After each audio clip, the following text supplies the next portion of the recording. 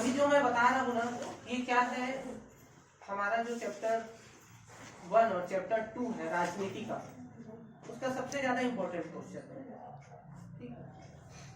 और जो हल्ला करेगा उसको सीधा मैं बाहर भेज दूंगा, इस कारण हल्ला नहीं करना, चाहे वो 11वीं को चाहे 12वीं को। 12वीं वाले टेस्ट दिला रहे हैं तो अच्छे से दिलाओ थोड़ा, है ना, बिना बात बस क्वेश्चन बस देख लो, आंसर अपने मन से, नहीं बन रहा है तो मत बनाओ, ऐसे ही खाली जमा कर दो। तो 11वीं का राजनीति का मैं आज कुछ एमपी सवाल बताऊंगा, इंपॉर्टेंट सवाल चैप्टर 1 और चैप्टर 2 अध्याय 1 और अध्याय 2 से, ठीक है। राजनीति विज्ञान का अध्याय 1 और अध्याय 2 कक्षा 11वीं। तो ये जो टॉपिक के ऊपर जो आज हम लोग बात करेंगे, जिस क्वेश्चन को आज हम लोग समझेंगे, ये उस चैप्टर का सबसे आईएमपी टॉपिक है।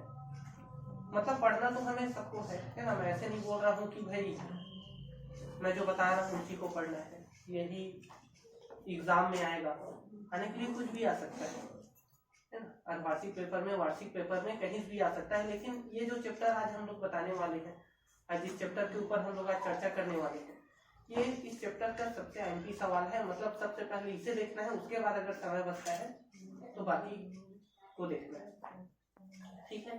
तो चलिए हम पहला सवाल को देखते हैं। हमारा पहला सवाल है, राजनीति क्या है? राजनीति क्या है, ये हमारा पहला सवाल है। पहला सवाल है राजनीति क्या है। तो देखिए, राजनीति दो शब्दों से मिल करके बना है, राज और नीति, क्या? बहुत ध्यान से समझिए, एकदम सरल शब्दों में बता रहा हूँ। हम आर्ट्स के विद्यार्थी हैं तो ये सामान्य सवाल, इतिहास क्या है, राजनीति क्या है, भूगोल क्या है, हमें पता होना चाहिए। और कोई भी अचानक कुछ भी देता है ना, बताओ तो भूगोल पढ़ते हो, भूगोल क्या है बताओ, ऐसे पूछेगा। तो बहुत सारे ऐसे सरल सवाल होते हैं जिसका सामना हम लोग हमेशा करते हैं, है ना। उस शब्द को जैसे स्वतंत्रता, हम सभी जानते हैं भाई स्वतंत्रता, लेकिन कोई बोल दिया स्वतंत्रता को परिभाषित करो तो चलो, स्वतंत्रता की परिभाषा क्या है, तो फंस जाएंगे, भटक जाते हैं। क्लियर है? तो जो छोटे छोटे जो सवाल है, छोटे छोटे जो क्वेश्चन है, छोटे छोटे जो सवाल है, उसको नजरअंदाज करने के बजाय, वो भले सरल है लेकिन हमें उसको अच्छे से समझ लेना चाहिए। तो यहाँ पर मैं बहुत सरल शब्दों में बता रहा हूँ, राजनीति क्या है। राजनीति दो शब्दों से मिलकर बना है, राज और नीति। राज का मतलब होता है शासन और नीति का मतलब होता है नियम। मतलब दोनों को मिला करके बोले तो क्या होगा, इसका मतलब शासन करने का जो नियम होता है, इसी को राजनीति कहते हैं, है ना। अब देखिए सवाल फिर से, राजनीति क्या है। अब इसका जवाब, राजनीति दो शब्दों से मिल करके बना हुआ है, राज और नीति। राज का मतलब होता है शासन और नीति का मतलब होता है नियम। मतलब शासन करने का जो नियम है, इसी को राजनीति कहते हैं। क्लियर है पहला सवाल? चलिए ठीक, हम अपने अगले सवाल की ओर बढ़ते हैं। दूसरा सवाल,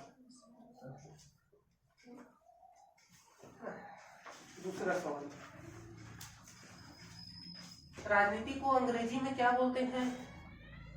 पॉलिटिक्स। राजनीति विज्ञान को पॉलिटिकल साइंस। अंग्रेजी में, एक्चुअल में ये अंग्रेजी नाम नहीं है ना, ये ग्रीक भाषा है, ग्रीक।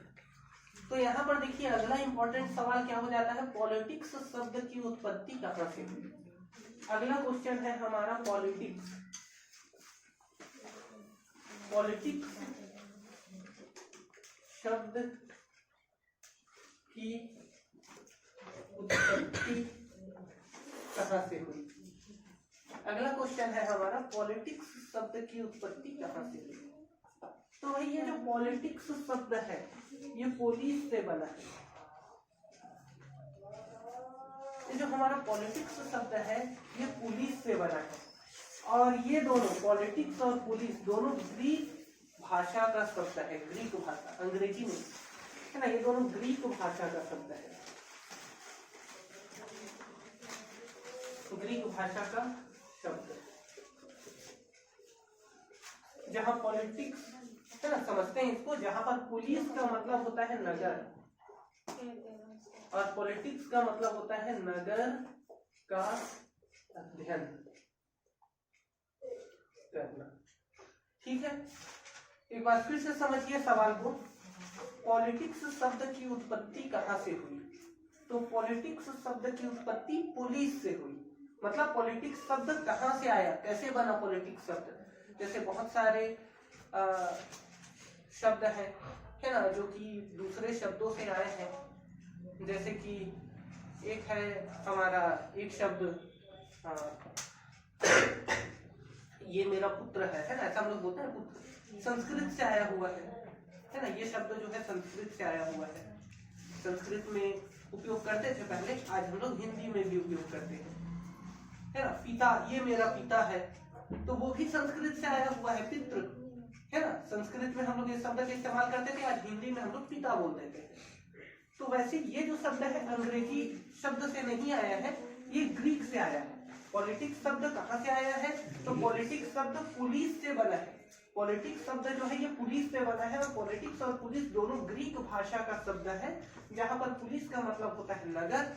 आज हम लोग जो पुलिस जानते हैं उसका मतलब वो अलग चीज है ना। यहाँ पर पुलिस का मतलब होता है नगर ग्रीक में, और पॉलिटिक्स का मतलब होता है नगर का अध्ययन करना। ठीक है, तो पॉलिटिक्स शब्द की उत्पत्ति कहाँ से हुई है? तो पॉलिटिक्स शब्द बना है पुलिस से। पॉलिटिक्स पुलिस दोनों ग्रीक भाषा का शब्द है। पुलिस का मतलब होता है नगर, पॉलिटिक्स का मतलब होता है नगर का अध्ययन करना। एग्जाम में अगर आ गया तो हमें बस इतना ही लिखना है। क्लियर है? चलिए, है ना, हम अगले अपने सवाल की ओर बढ़ते हैं।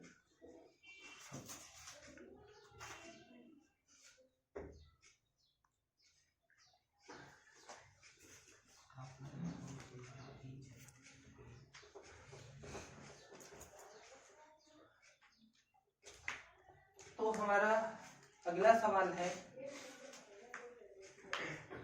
सुकरात के अनुसार सबसे अच्छा व्यक्ति कौन होता है ना। ध्यान दीजिए,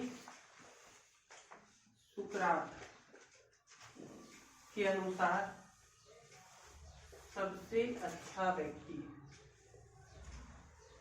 सुकरात के अनुसार सबसे अच्छा व्यक्ति कौन होता है? ठीक है, तो है सुकरात के अनुसार सबसे अच्छा व्यक्ति कौन होता है? सुकरात के अनुसार न्यायपूर्ण व्यक्ति, न्यायपूर्ण, सुकरात के अनुसार न्यायपूर्ण व्यक्ति सबसे अच्छा व्यक्ति होता है। ऐसा व्यक्ति जिसमें न्याय करने की क्षमता होती है, जो न्याय कर सकता है, वो व्यक्ति सबसे अच्छा व्यक्ति माना जाता है सुकरात के अनुसार। ठीक है, कई गुण होते हैं लोगों में, कोई सुंदर होता है, कोई बहुत बलवान होता है, किसी के पास बहुत दिमाग होता है ना, कोई बहुत ज्यादा समय तक लगातार काम कर सकता है। तो हर व्यक्ति में अलग अलग गुण होते हैं, लेकिन सुकरात ने सबसे अच्छा व्यक्ति किसे माना है? न्यायपूर्ण व्यक्ति। वो व्यक्ति जो न्याय कर सकता है, जिसमें न्याय करने की क्षमता होती है, सुकरात के अनुसार वही न्यायपूर्ण व्यक्ति सबसे अच्छा व्यक्ति होता है। देखिए, थोड़ा सा सुकरात के बारे में हम जानकारी ले लेते हैं। ये सुकरात कौन है?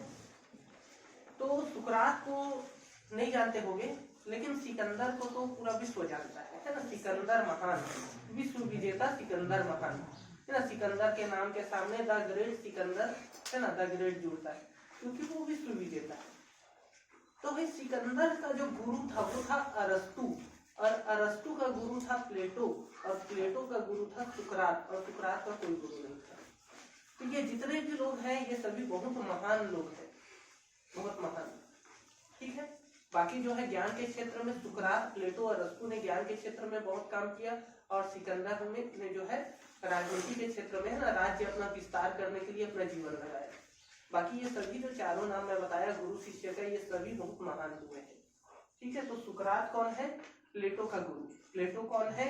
अरस्तु का गुरु। और अरस्तु कौन है? सिकंदर का गुरु। तो ये सुकरात के अनुसार सबसे अच्छा व्यक्ति कौन होता है? न्यायपूर्ण व्यक्ति, जिसके अंदर न्याय करने की क्षमता होती है, वो सुकरात के अनुसार सबसे अच्छा व्यक्ति होता है। ठीक है, ये हो गया हमारा अगला क्वेश्चन। चलिए हम अपने अगले सवाल की ओर बढ़ते हैं।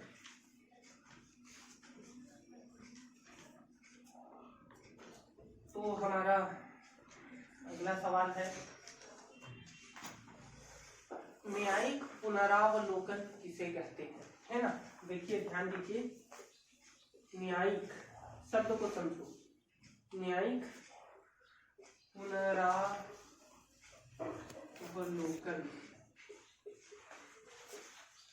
न्यायिक पुनरावलोकन किसे कहते हैं, क्लियर है। शब्द को समझो, न्यायिक पुनरावलोकन। न्यायिक न्यायपालिका से संबंधित, न्यायपालिका से संबंधित, है ना। न्यायिक पुनरावलोकन को समझिए, न्यायिक न्यायपालिका से संबंधित और पुनरावलोकन, है ना। देखिए पुनरावलोकन दो शब्दों से बना हुआ है। पुनर् मतलब फिर से, और अवलोकन मतलब देखना। फिर से देखना मतलब कि जांच करना, जांच करना। तो यहाँ पर देखो शब्द को पहले समझो, शब्द को। न्यायिक मतलब न्यायपालिका से संबंधित, पुनरावलोकन दो शब्दों से मिलकर के बना हुआ है। पुनर् मतलब फिर से, अवलोकन मतलब देखना, मतलब जांच करना, न्यायपालिका द्वारा जांच करना। शॉर्टकट में अगर हम लोग बोले न्यायिक पुनरावलोकन को, ठीक है, समझ आया। शब्द का मतलब न्यायपालिका द्वारा जांच करना, ठीक है। अब देखिए यहाँ पर हम शब्द को समझ गए हैं। कठिन शब्द है थोड़ा सा न्यायिक, है ना, और जुडिशियरी अंग्रेजी में है ना, ये पुनरावलोकन, ठीक है, इंस्पेक्शन करना उसका। तो यहाँ पर ये कठिन शब्द है थोड़ा सा। हम सामान्यतः जांच, हाँ ठीक समझ आता है, पुनरावलोकन नहीं आता समझ में, कठिन शब्द है। इस कारण सबसे पहले शब्दों को समझिए। अब यहाँ पर हम शब्दों को समझ गए हैं, अब हम समझते हैं न्यायिक पुनरावलोकन क्या होता है, ठीक है। न्यायिक पुनरावलोकन क्या होता है, चलिए। तो जैसा कि मैं बताया था, सरकार के 3 अंग होते हैं, विधायिका, कार्यपालिका और न्यायपालिका। विधायिका, कार्यपालिका और न्यायपालिका। विधायिका जो विधि बनाता है, कार्यपालिका जो उस विधि को लागू कराता है, और न्यायपालिका उसकी जांच करता है और उसकी रक्षा करता है। विधायिका अगर गलत विधि बना दिया, कार्यपालिका अगर उसे गलत तरीके से लागू कर दिया, तो न्यायपालिका उसकी जांच करेगा, ठीक है। तो यही होता है न्यायिक पुनरावलोकन। तो अगर एग्जाम में आ गया न्यायिक पुनरावलोकन क्या होता है, तो हम कैसे लिखेंगे, विधायिका द्वारा बनाए गए कानून और कार्यपालिका द्वारा किए गए कार्य का जब न्यायपालिका जांच करती है तो इसको न्यायिक पुनरावलोकन कहते हैं। सिंपल। ऐसे तो देखने से भी समझ आ रहा है, न्यायपालिका द्वारा फिर से देखना मतलब जांच करना। तो क्या देखेगा वो, मैं घर में आज नहाया हूँ कि नहीं नहाया हूँ, ये देखेगा क्या, नहीं देखेगा ना। वो क्या देखेगा, न्यायपालिका बाकी के जो 2 अंग हैं, विधायिका और कार्यपालिका, इसके कार्य का इंस्पेक्शन करेगा, उसी को देखेगा कि भाई विधायिका सही से कानून बना रहा है कि नहीं बना रहा है, कार्यपालिका उसको सही से लागू करा रहा है कि नहीं करा रहा है, उसकी जांच करेगा वो, ठीक है। तो विधायिका द्वारा बनाए गए कानून और कार्यपालिका द्वारा किए गए कार्य का न्यायपालिका के द्वारा जांच करना। विधायिका द्वारा बनाए गए कानून और कार्यपालिका द्वारा किए गए कार्य का न्यायपालिका के द्वारा जांच करना, यही न्यायिक पुनरावलोकन है। क्लियर है। ये हमारा हो गया 4 क्वेश्चन। 5वां क्वेश्चन, 5वां इंपॉर्टेंट क्वेश्चन हम देखते हैं, क्योंकि ये क्वेश्चन अगर पेपर में आ गया तो डेफिनेटली हम लोग छोड़ देंगे, और ये क्वेश्चन बहुत इंपॉर्टेंट है ना। क्यों छोड़ देंगे, इसके पीछे कारण है। क्या कारण है, क्योंकि ये क्वेश्चन बहुत अलग है ना। शब्द ही काफी अलग है इस क्वेश्चन का। देखिए क्या है क्वेश्चन, क्वेश्चन है नेटिजन किसे कहते हैं। नेटिजन, भाई राष्ट्रपति की शक्ति बताओ, राष्ट्रपति कौन है, देश क्या होता है, ये सब शब्द से हम परिचित है, नहीं जानते आंसर, लेकिन फिर भी थोड़ा बहुत अपने मन से बता सकते हैं। लेकिन ये शब्द ही समझ नहीं आ रहा है तो क्या करेंगे। तो इस शब्द समझ आए तब तो उसके ऊपर हम थोड़ा सा फेंक फेंक के लिख सकते हैं ना। शब्द ही समझ नहीं आ रहा है तो कैसे फेंक के लिखेंगे। तो नेटिजन क्या है, शब्द यहाँ पर ये शब्द को समझना पड़ेगा सबसे पहले। नेटिजन क्या है, है ना। एग्जाम में अगर आ गया क्वेश्चन नेटिजन क्या है, तो देखिए नेटिजन दो शब्दों से मिलकर बना है, नेट और जन। नेटिजन जो है दो शब्दों से मिल करके बना है, एक है नेट और एक है जन, ठीक है। नेट शब्द कहां से आया है, तो नेट शब्द आया है इंटरनेट से, है ना, इंटरनेट से आया है ये नेट। और ये जन कहां से आया है, तो जन आया है सिटीजन से, सिटीजन से। तो इंटरनेट का नेट ले लिया है तो, और सिटीजन का जन ले लिया, ठीक है। इंटरनेट से नेट ले लिए हैं और सिटीजन से जन ले लिए हैं, और इंटरनेट का नेट और सिटीजन का जन दोनों को मिला के हमने बता दिया है क्या, नेटिजन। तो इसका परिभाषा क्या हो जाएगा नेटिजन का, इंटरनेट का उपयोग करने वाले सिटीजन को नेटिजन कहते हैं। सिंपल सा, सिटीजन ना बोल करके आधुनिक मनुष्य बोल देना ज्यादा अच्छा रहेगा। इंटरनेट का उपयोग करने वाले आधुनिक मनुष्य को नेटिजन कहते हैं। इसी के अंदर है नेटिजन, नेट जो इंटरनेट से आया है, जन, और नेटिजन में जन जो सिटीजन से आया है। इंटरनेट का नेट और सिटीजन का जन मिल करके हो गया नेटिजन।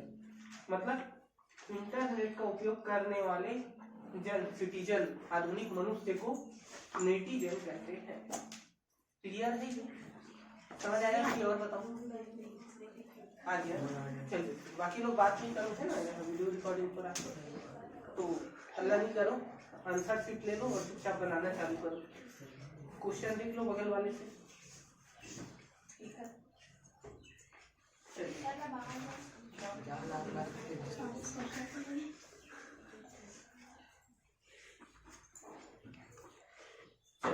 है ना, अगला सवाल।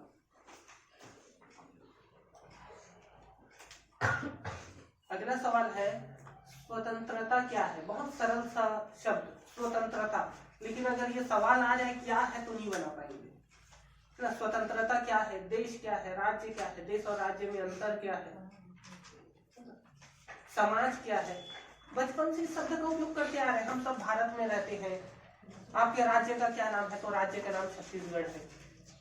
आपके जिले का क्या नाम है, तो जिले का नाम रायपुर है। लेकिन कोई पूछ दिया भाई जिले को परिभाषित करो, जिला क्या होता है, कोई पूछ दिया देश को परिभाषित करो, तो नहीं बन पाएगा, है ना। तो इस कारण क्या है, ये शब्द बहुत सरल है, लेकिन फिर भी हमें इसे अच्छे से समझना होगा, ताकि एग्जाम में अगर आ जाए तो बहुत सटीक तरीके से हम इसको बहुत अच्छे से लिख सके, है ना। तो स्वतंत्रता क्या है,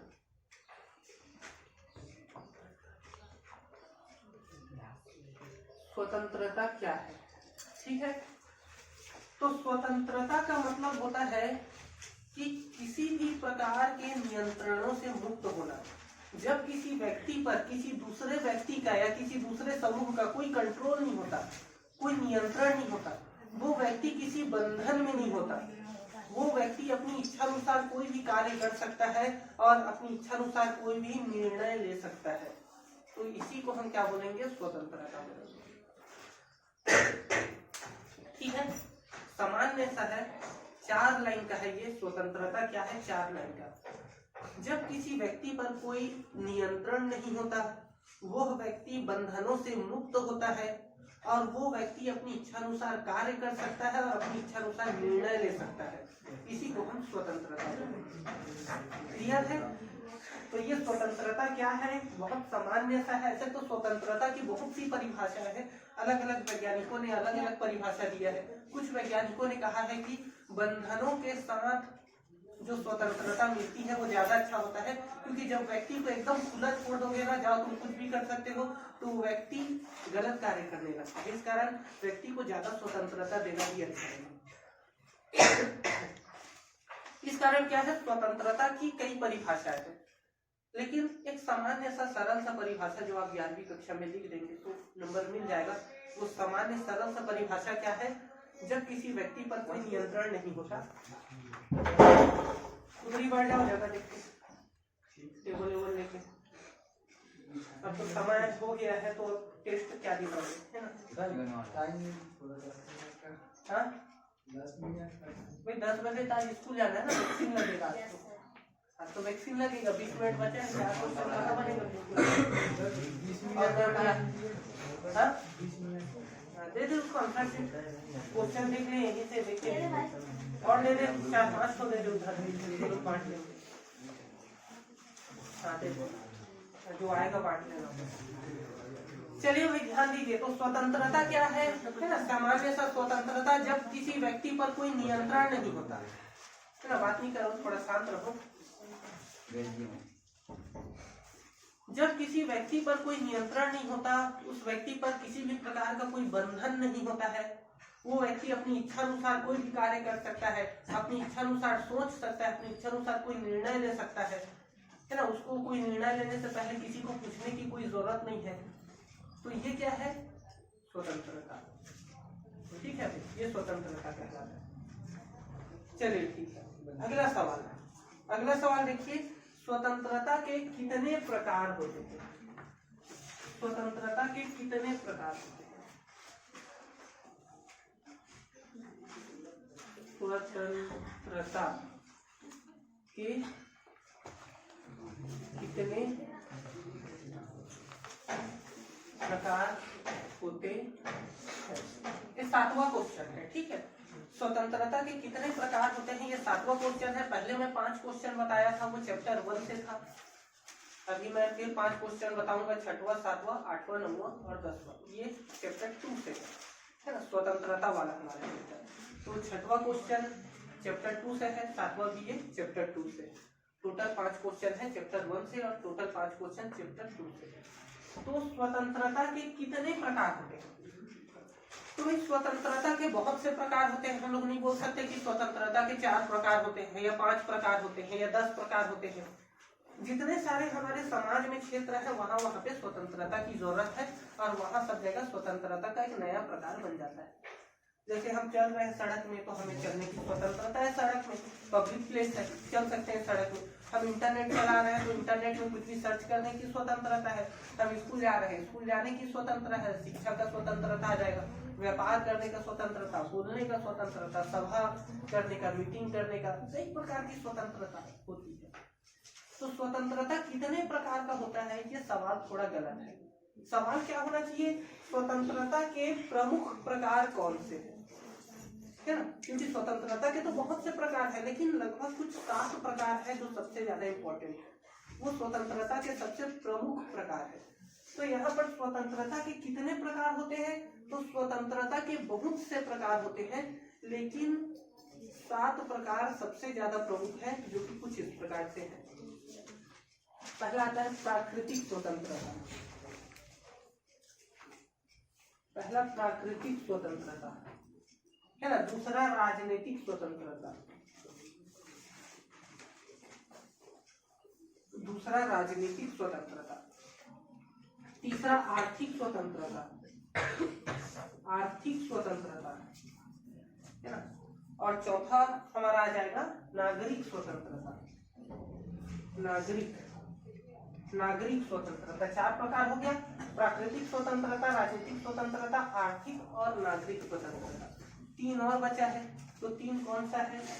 ये 3 जो है इसमें हमारा आ जाएगा, एक है राष्ट्रीय स्वतंत्रता, है ना, राष्ट्रीय स्वतंत्रता, और एक है व्यक्ति स्वतंत्रता, व्यक्ति स्वतंत्रता, और एक है नैतिक स्वतंत्रता, नैतिक है ना, नैतिक स्वतंत्रता। तो इस स्वतंत्रता के कितने प्रकार है, तो स्वतंत्रता के बहुत से प्रकार हैं, लेकिन 7 प्रकार सबसे ज्यादा इंपॉर्टेंट है। और वो 7 प्रकार ये है, प्राकृतिक, राजनीतिक, आर्थिक, नागरिक, राष्ट्रीय, व्यक्ति और नैतिक। ये 7 आपको याद रखना है। अब सवाल ये आता है कि भाई ये 7 को कैसे याद करें, है ना। तो कोई बड़ी बात नहीं है, इसको 7-8 बार अगर लाइन से देखोगे तो याद हो जाता है। लेकिन और आसान, चलो मैं कर देता हूँ। यहाँ पर देखो है ना, याद करने का मैं तरीका बता देता हूँ। ये 7 नामों को, ये जो 4 नाम है ना स्वतंत्रता की, ये जो 4 प्रकार है, इसके सामने सामने के लेटर को लेंगे। जैसे प्राकृतिक में P, राजनीतिक में आर, आर्थिक में ए और नागरिक में एन। ठीक है, तो ये चारों मिल करके क्या बन गया, ये चारों मिल करके बन गया PRAN, मतलब प्राण, प्राण बन गया। ठीक है, अभी देखो यहाँ पर हम ये सामने के सबका सामने सामने का अक्षर लेंगे। ठीक है, राष्ट्रीय का रा, व्यक्ति का व और नैतिक का न, रावण।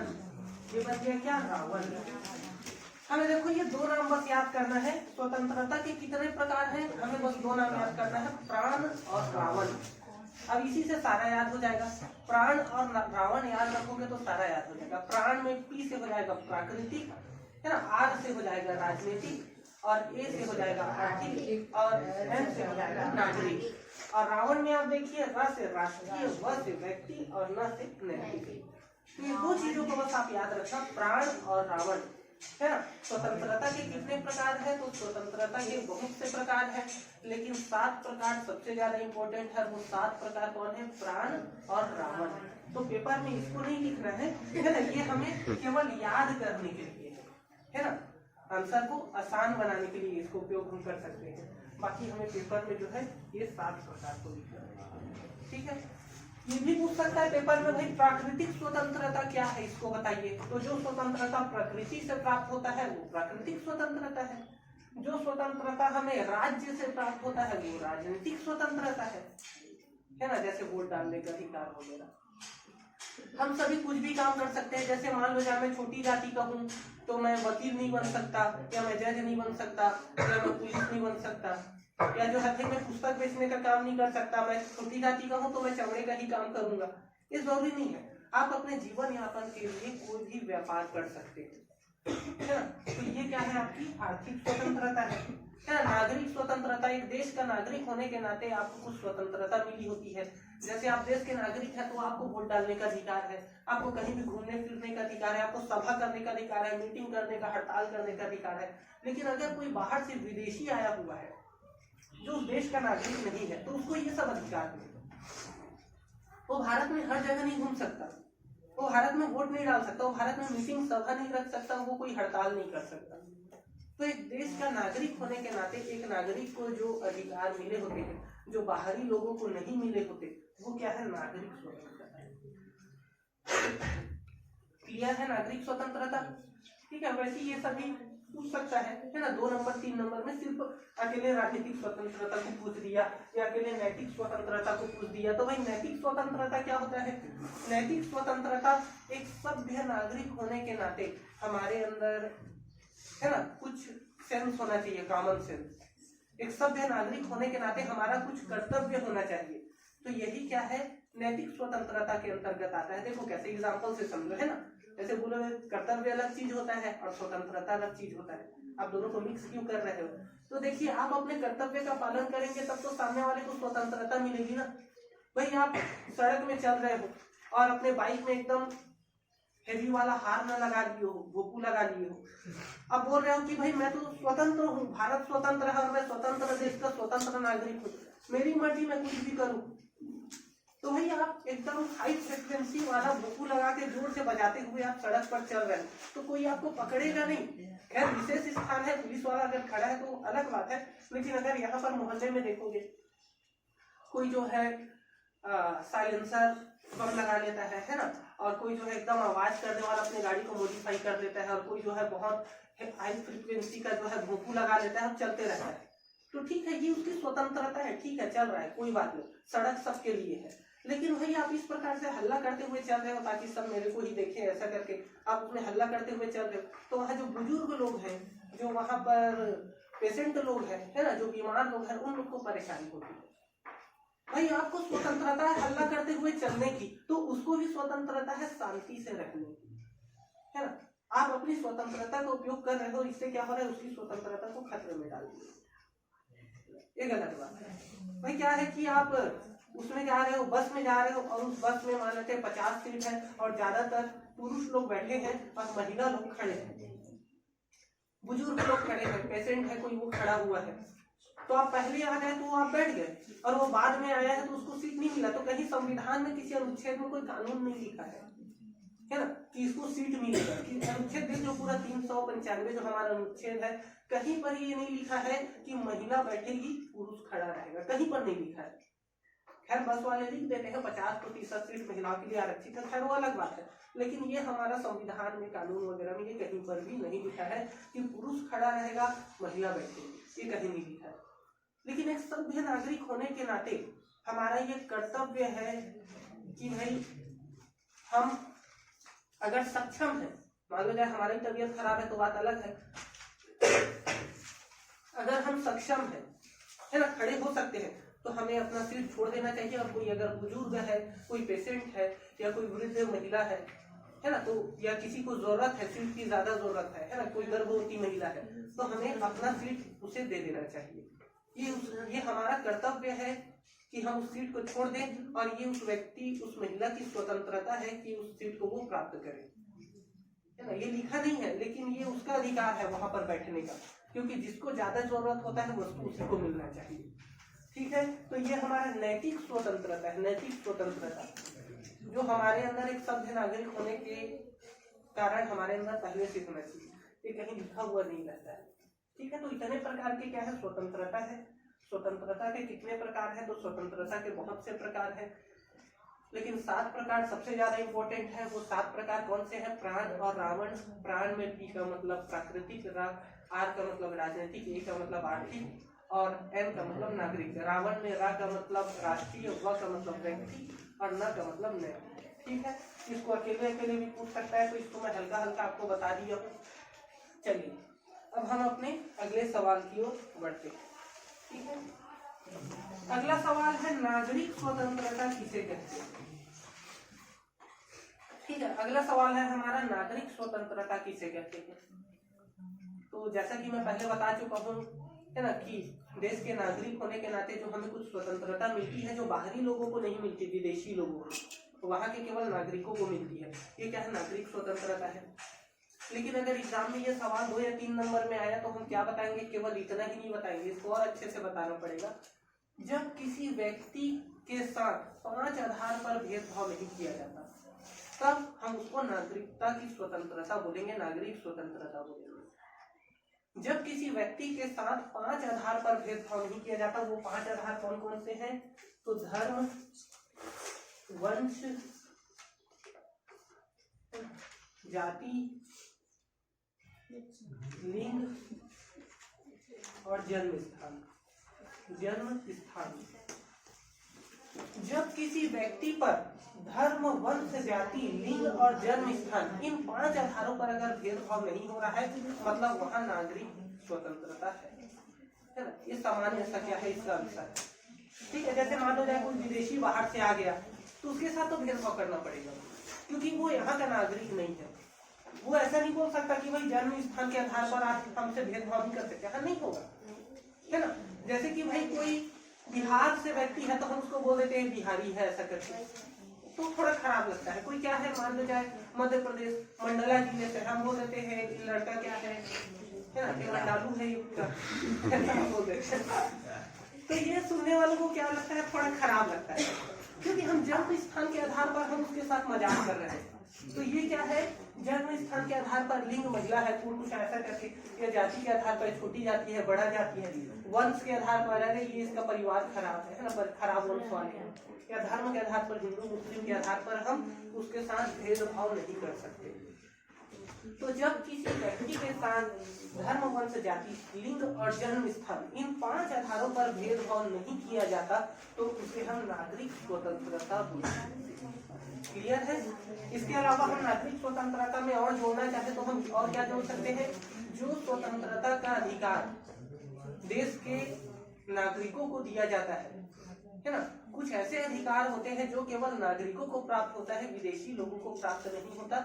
इसी को हम क्या बोलते हैं, नागरिकों का स्वतंत्रता, क्योंकि जो नागरिक होता है उसको थोड़ा ज्यादा स्वतंत्रता होता है बाहरी विदेशियों के मुकाबले, है ना। तो इसको हम अपने हिसाब से इस प्रकार से भी लिख सकते हैं, लेकिन सबसे अच्छा और सबसे सटीक परिभाषा यही है नागरिक स्वतंत्रता का, कि धर्म, वंश, जाति, लिंग और जन्म स्थान के आधार पर, इन 5 आधार पर किसी से कोई भेदभाव नहीं करना, यही नागरिक स्वतंत्रता है। क्लियर है। चलिए, है ना। अब इसके बाद हम अपने अगले सवाल की ओर आते हैं। अगला सवाल है प्राकृतिक स्वतंत्रता किसे कहते हैं, है ना। प्राकृतिक स्वतंत्रता हमारा अगला सवाल है, प्राकृतिक स्वतंत्रता किसे कहते हैं। तो ऐसी स्वतंत्रता जो हमें सीधे प्रकृति द्वारा प्राप्त होती है उसे प्राकृतिक स्वतंत्रता कहते हैं, है ना। देखिए, राज्य का निर्माण हुआ है, राजनीतिक स्वतंत्रता कब मिलता है, जब राज्य बनेगा। देखो, पहले भारत आजाद नहीं था, हमको स्वतंत्रता भी नहीं मिला था, लेकिन जब भारत आजाद हुआ तो हमको बहुत सारा अधिकार मिला। चल खड़े हो जाओ वहां से, लड़की चल तू खड़े हो जाओ वहां से, खड़े हो जाओ, बाहर जाओ जल्दी, चलो, है ना। टाइम वेस्ट मत करो, यहाँ रिकॉर्डिंग हो रहा है, जल्दी बाहर चलो, मैं बार बार नहीं बोलूंगा।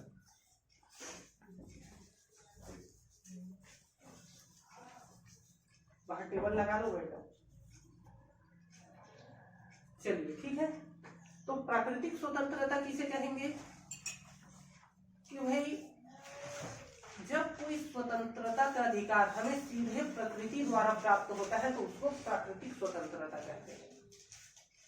राजनीतिक स्वतंत्रता जो अधिकार राज्य द्वारा प्राप्त होता है, तो वही जब राज्य बनेगा तब हमको अधिकार मिलेगा। जैसे भारत आजाद नहीं था तो कोई अधिकार नहीं था, भारत आजाद हुआ तो हमें बहुत सारा अधिकार मिल गया, है ना। अगर नहीं आजाद हुआ रहता तो कोई अधिकार नहीं मिलता।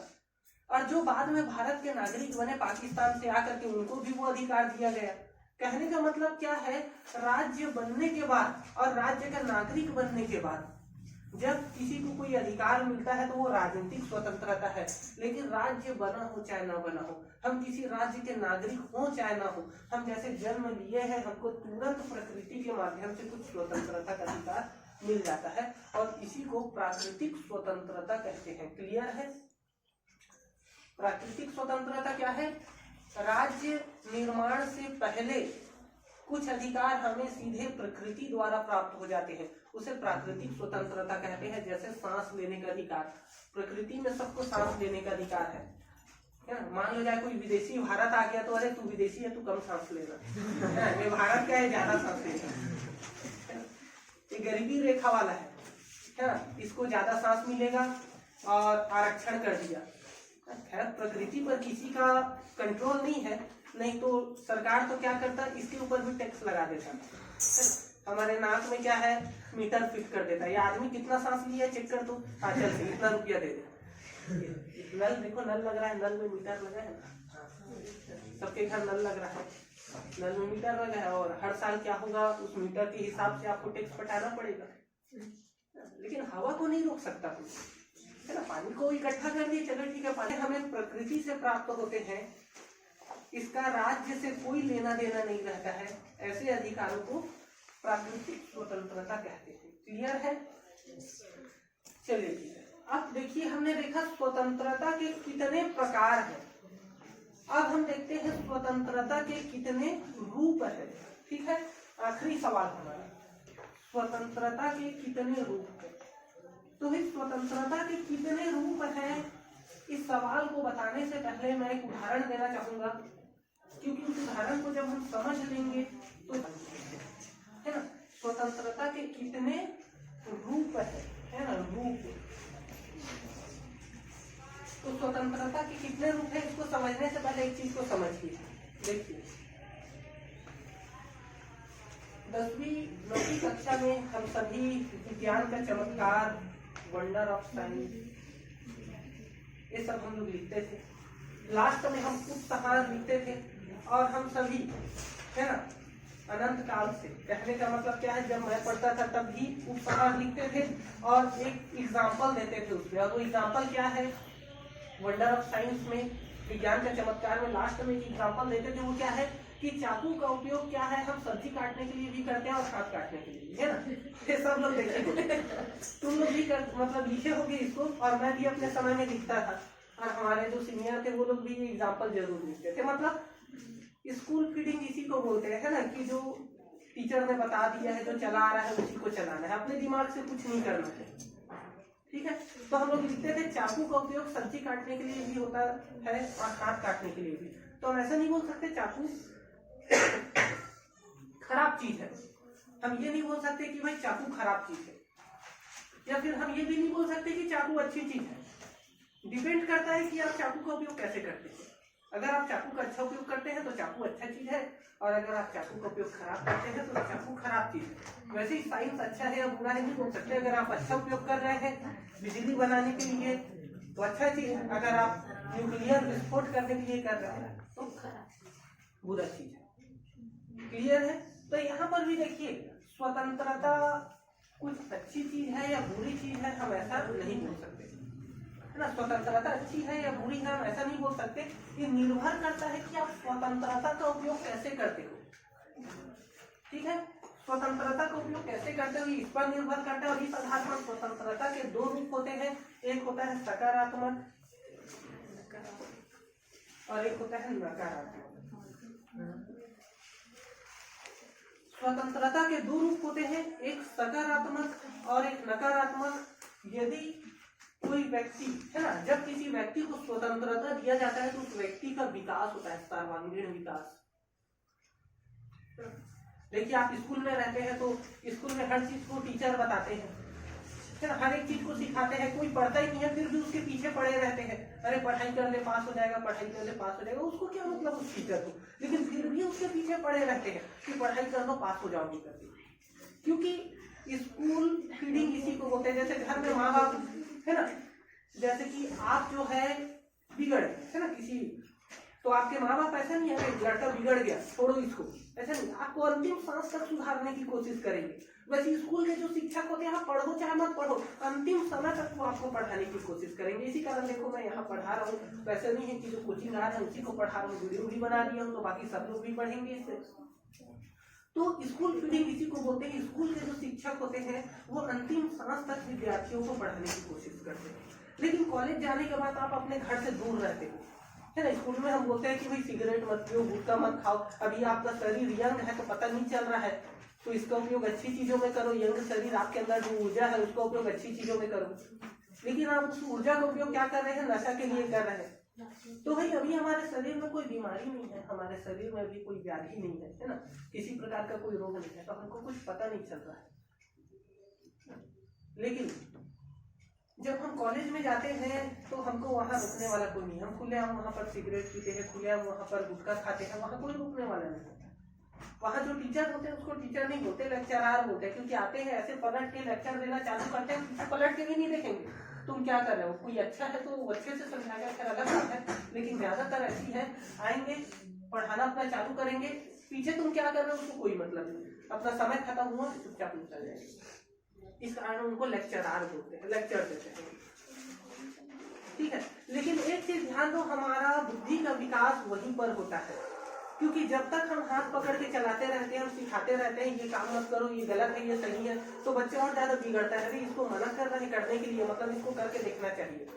लेकिन अगर आप कॉलेज चले जाओगे वहाँ कोई रोकने वाला नहीं, आप खुले हम सिगरेट पी रहे हैं, थोड़े समय के बाद आप देखेंगे कि आपके जो दोस्त है वो पढ़ाई कर रहे हैं, अच्छा अच्छा बड़ा बड़ा पोस्ट ले रहे हैं, कोई पटवारी बन रहा है, कोई तहसीलदार बन रहा है, मेहनत कर रहा है, और मैं क्या कर रहा हूँ, मैं सिगरेट पी रहा हूँ, मैं पढ़ाई नहीं कर रहा हूँ, क्या ना, मेरे को थकावट आ गया है शरीर में, उनके जैसे अब ऊर्जा नहीं है मेरे शरीर में।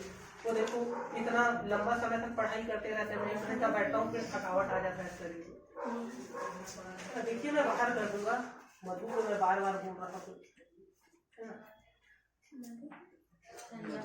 चंदा को, ठीक है, बहुत टाइम से हल्ला कर रही है। तो वहां पर क्या है, फिर हम सोचते हैं कि नहीं यार मेरे को भी मेहनत करना चाहिए, मेरे को भी थोड़ा सा मेहनत करना चाहिए, पढ़ाई लिखाई करना चाहिए, मेरा दोस्त तहसीलदार बन गया, मैं कम से कम पटवारी बन जाऊँ तो मेरा लाइफ सेट हो जाए। और हम अपनी इच्छा से सिगरेट को और अपनी इच्छा से गुटखा को छोड़ेंगे और अपनी इच्छा से पढ़ने के लिए बैठेंगे। और जब हम काम अपनी इच्छा से करते हैं तो वहाँ हमारा विकास होना चालू हो जाता है। तो कॉलेज जाने के बाद बहुत ढील मिल जाता है, लेकिन विकास भी वहीं पर होता है। और स्कूल में चारों तरफ बंधन रहता है, लेकिन जब तक स्कूल में रहोगे तब तक पूरा पूरा बुद्धि का विकास नहीं होता है ना। स्कूल फीडिंग हाथ पकड़ के चलने से विकास नहीं होता, ठीक है। तो चलिए स्वतंत्रता के कितने रूप होते हैं, तो स्वतंत्रता के 2 रूप होते हैं, सकारात्मक नकारात्मक। सकारात्मक रूप क्या है, स्वतंत्रता से किसी व्यक्ति का विकास होता है, है ना, स्वतंत्रता से किसी व्यक्ति का व्यक्तित्व का विकास होता है। अगर किसी व्यक्ति को बंधनों में बांध के रखे हैं, है ना, मान लो जाए कोई बच्चा है, हर चीज को अपनी मम्मी से पूछ के करता है, उसको वॉशरूम जाना है ना, अब सब मेहमान लोग बैठे हैं, अब अपनी मम्मी से पूछ रहा है मेरे को वॉशरूम जाना है ऐसा करके, तो उसको आज्ञाकारी बेटा नहीं बोलेंगे, है ना, हर काम को पूछ के कर रहा है आज्ञाकारी नहीं बोलेंगे, उसको क्या बोलेंगे, अरे ये मंद बुद्धि है, थोड़ा सा भी बुद्धि का विकास नहीं हुआ है, बच्चा है, अभी बच्चा है, ऐसा बोलेंगे, है ना। तो सकारात्मक, जब व्यक्ति को स्वतंत्रता मिलती है तो उसकी व्यक्तित्व का विकास होता है, ये उसका सकारात्मक रूप है। लेकिन भाई अगर व्यक्ति को स्वतंत्रता मिलती और उसके व्यक्तित्व का विकास होता तो जेल में अपराधी लोग को बंद करके नहीं रखते हम लोग, उनको भी स्वतंत्रता दे देते, है ना। तो यहाँ पर देखिए, जब कोई व्यक्ति अपनी स्वतंत्रता के लिए दूसरे की स्वतंत्रता को कम कर देता है या अपनी स्वतंत्रता का गलत तरीके से इस्तेमाल करता है, जैसे मैं बताया हूँ वो व्यक्ति भूखू बजाते हुए चल रहा है पूरे सड़क में, मैं स्वतंत्र हूँ करके, तो आप अपनी स्वतंत्रता के लिए दूसरे की स्वतंत्रता को कम कर रहे हैं, या तो फिर क्या कर रहे हैं कि अपने स्वतंत्रता के नाम पर आप जो है दूसरे को नुकसान पहुंचा रहे हैं, गलत तरीके से आप अपनी स्वतंत्रता का उपयोग कर रहे हैं, तो ये स्वतंत्रता का नकारात्मक रूप है।